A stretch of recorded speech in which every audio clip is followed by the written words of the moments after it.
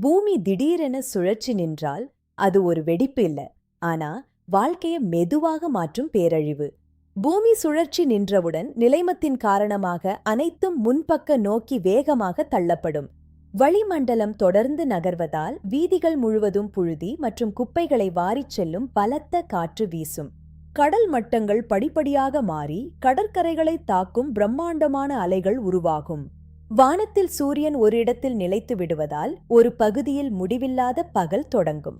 மறுபுறம் நீண்ட இருளில் மூழ்கி படிப்படியாக குளிர்ச்சி அதிகரிக்கத் தொடங்கும். நிலநடுக்கோட்டுக்கு அருகில் கடும் வெப்பம் அதிகரித்து நிலப்பரப்பில் விரிசல்கள் ஏற்படும். குளிர்ந்த பகுதிகளில் பனி மற்றும் உறைபனி மெதுவாக குவியத் தொடங்கும்.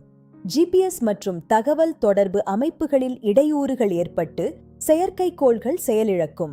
கட்டுப்பாட்டு அறையில் விஞ்ஞானிகள் இந்த சூழ்நிலையை உன்னிப்பாக கண்காணிப்பார்கள்.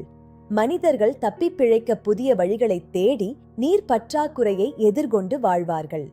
விண்வெளியிலிருந்து பார்க்கும்போது பூமி அமைதியாக தெரிந்தாலும் அது முற்றிலும் மாறியிருக்கும்.